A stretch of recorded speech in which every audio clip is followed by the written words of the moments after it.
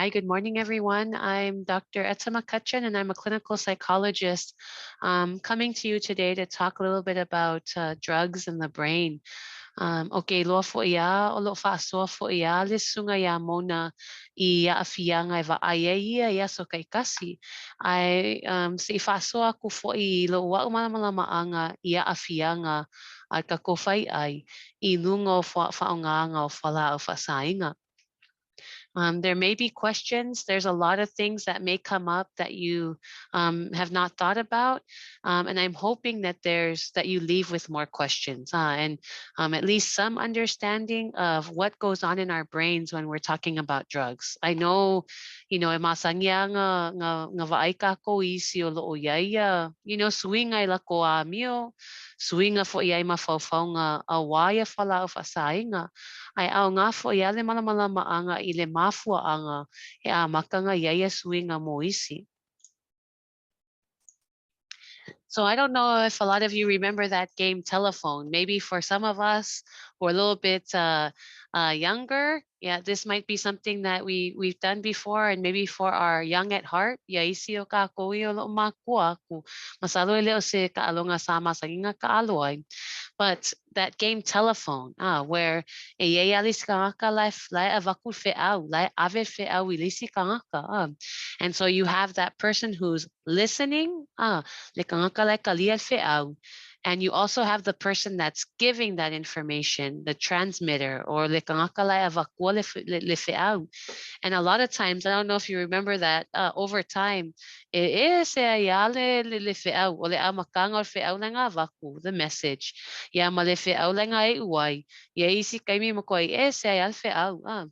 So I like to think about this when we're thinking about our brain. And just like us as humans, we communicate. There's somebody who communicates. There's also somebody who takes it. That's where we have these things called neurons. And these neurons, they look like this. There's actually electricity. It's like electrical chemicals in our brains. And so if you see, there's two, I wish you could see the pointed, but there's two little kind of bundles over here to the left, to my left, where there are three, what we call vesicles, three circles like kokongu. And you see it looks like it's two separate parts. And so those are the neurons. That's the neuron of one, and then the neuron of another, which is the bottom. So what actually is happening is there's a small space in between those neurons, and that's kind of like two people. And so it's like these electrical chemicals that are actually happening in our brains so quickly that even to the human eye, it's really hard to see. And so it's multiple millions of impulses happening throughout our brains, and that's the communication. It tells us, it goes from our brain to our hands to tell us this is what we need to do, or it goes from our brains to our stomach saying, yeah, or all these different things that are going on chemically in our brains.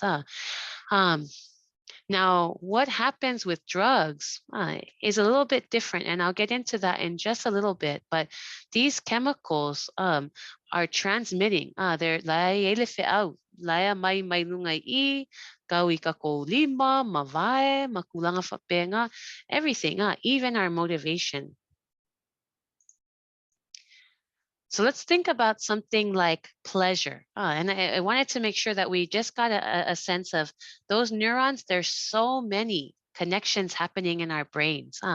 And so at the age of by the age of 5, what that's where you have the most kind of that's where you have the our brain is so huge at that point, and we start to create these connections. And connections, we say the things that fire together wire together, meaning the connections that are that we do every day.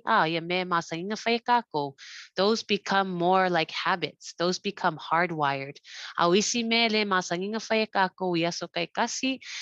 brains start to go through pruning, and we don't really necessarily need to remember, what we ate 5 days ago, right? That's not important. So our brains start to kind of cut out the things that are not necessary and keep the things that are important. But sometimes those communications can get crossed. And that's where we talk about the impact of drugs. But before I get into that, let's think about some things that give us pleasure. Buhay si me lo e kako, if you fia ile loko pe if you fia kako yaso kay kasi. So I just put a couple of different things. It might be some kinds of foods. But steak, it could be chocolate. Mo is yung kako, those comfort foods. It could be the umu, whatever those things are that give us pleasure. It could be types of music. Pua musika falong that help us to kind of feel good, feel a certain way. It might be, eo eva fa kasi malaing ay se, at the beach or somewhere else.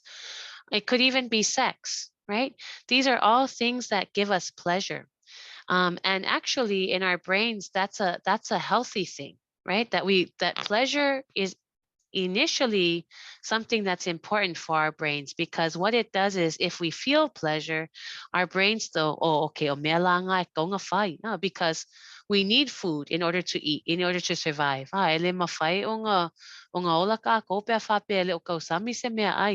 Um, and being able to kind of have relationships with other people. That's really important for our mental and physical health too. So those things can give us pleasure. I know ikaw stressful ya ka ko ikakuai nga maisi kulang nga ay maisi kulang nga leo falave lave. But just in general, thinking about the ability to be able to connect with even those few people that you know, e makoy kaua ya oe po fangau, po makua, po isi kulang nga fapenga. And when we feel that pleasure, it's not just coming out of nowhere. That's what the brain is producing. The brain is producing a chemical, one chemical, there's lots, but one type of chemical that's known as dopamine. And dopamine is known as that feel-good chemical, which helps us. It's a burst of this chemical, eating a particular type of food, even having sex, right? You feel that kind of you feel that pleasure, or socializing with your friends.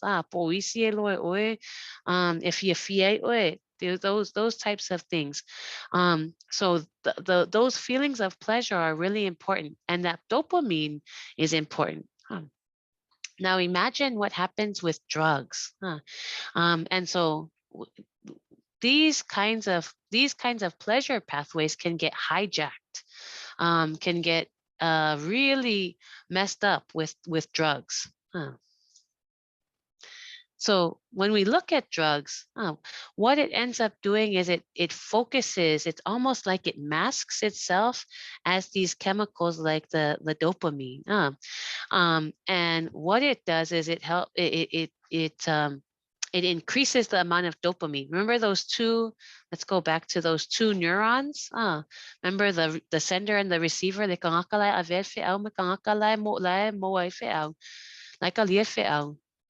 These senders and receivers, right? Those are the neurons.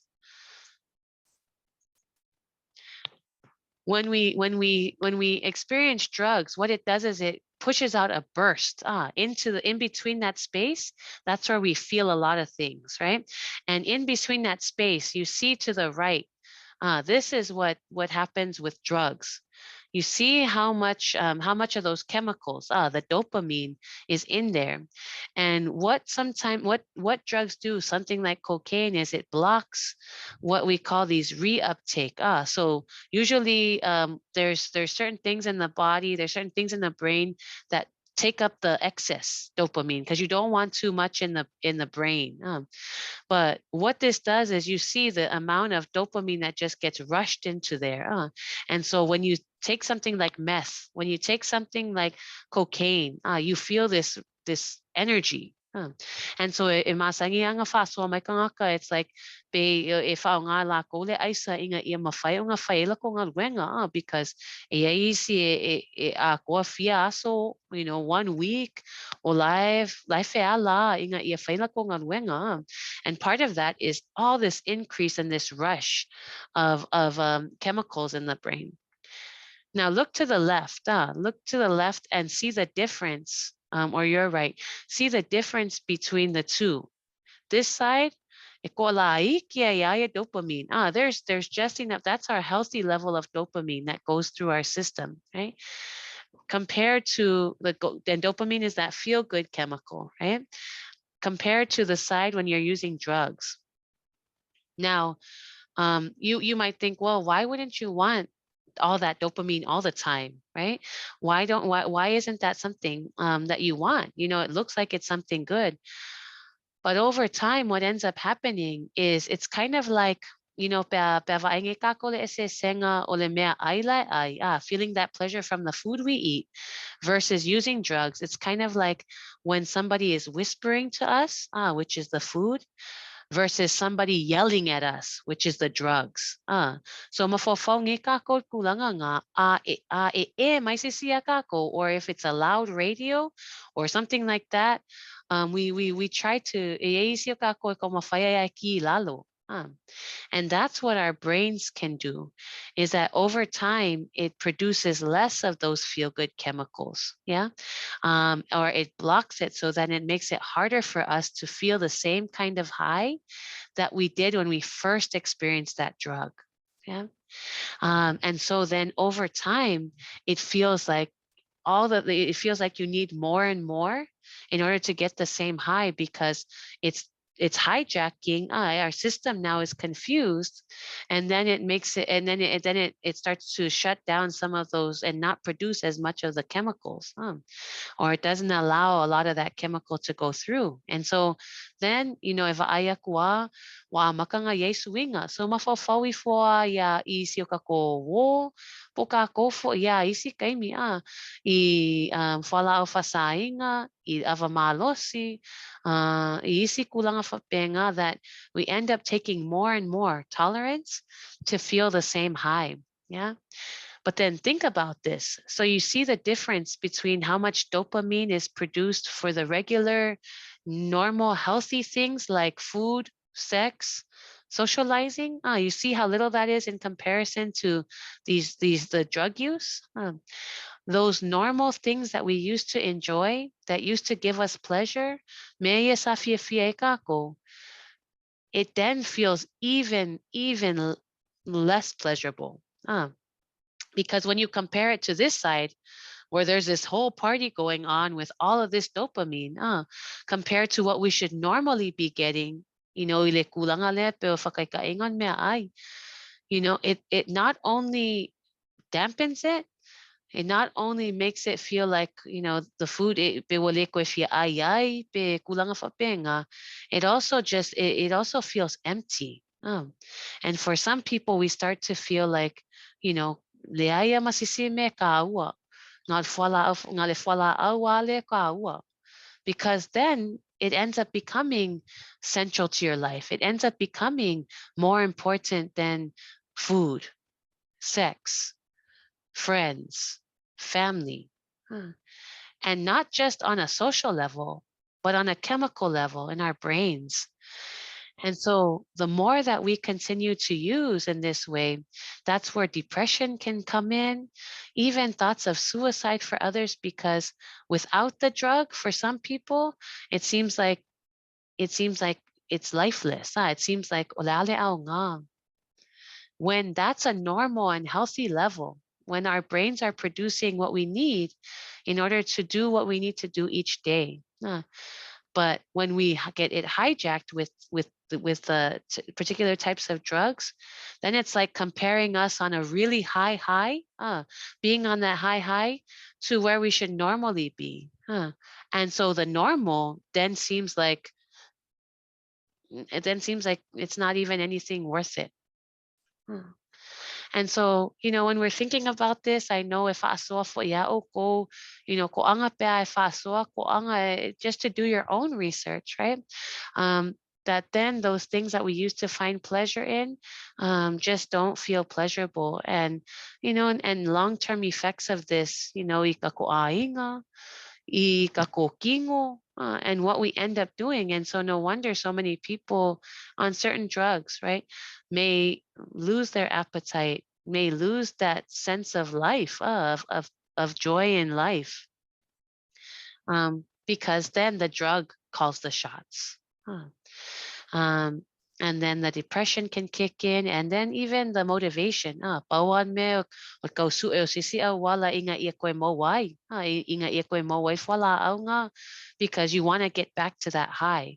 But it's over time, you can never get back to that same initial high because our brains adjust. Just like that volume when somebody gets loud, adjust too. So okay, loa e kele fo i afe sile, okay, loa le ngaka I a isi me mwhainga whaasoa kuai. But kalosia ia au ngā singa ka mai whaasoa lea nge aso. Mo o kou ai a whapeo lo iengi fe sili wha mon mole whaasoa kai mona pe kalangoa a kiuni. Because again, that this can impact your work.